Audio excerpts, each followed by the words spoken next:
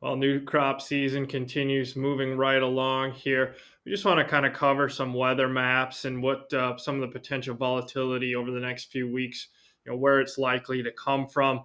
And then obviously, we're going to look at some corn and bean charts here as well, as far as what we could potentially see if this market wants to continue to grind lower. Keep in mind, everything we're discussing is for education and example purposes. Make sure you guys understand and know your own risk tolerance.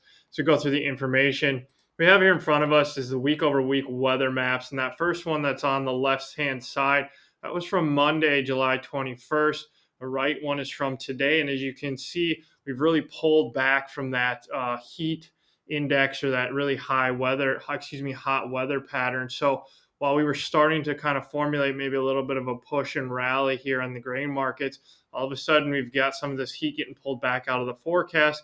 And that certainly isn't offering as much support to continue to push this market further. The other thing we need to point out is your drought monitor. This is from last week. We'll get an update for a new one here tomorrow. But at the end of the day, it just stands that there just isn't a significant problem throughout most of the growing region here in the United States. So again, when we're trying to put together rallies based on weather, we have to just take a step back and acknowledge that for the most part, things are pretty good out here. When we look at this weekly continuous December corn contract, I think the argument can be made that we're probably going to go look for the low somewhere around $4.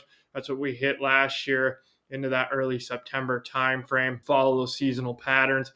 It's typically when we start to put those lows in. So we could easily continue to grind lower here through the month of August if this weather pattern is going to stay non-threatening. Over here is your bean chart. This is the weekly continuous November beans. Same thing again. I think the bears in the market and the seasonal followers are going to point to that 950 low area.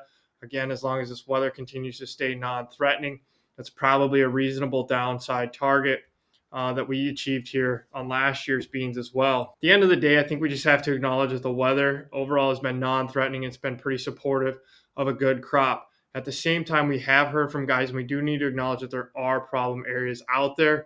But when we take a step back and look at the overall problem areas, and we look at these crop ratings on corn, the poor to very poor rating is only at about 6%, and then on soybeans it's at about 7%.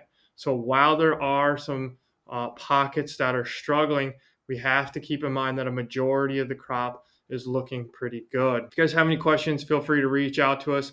As always, make sure you hit the like button, subscribe to the channel. We always enjoy making the content for you.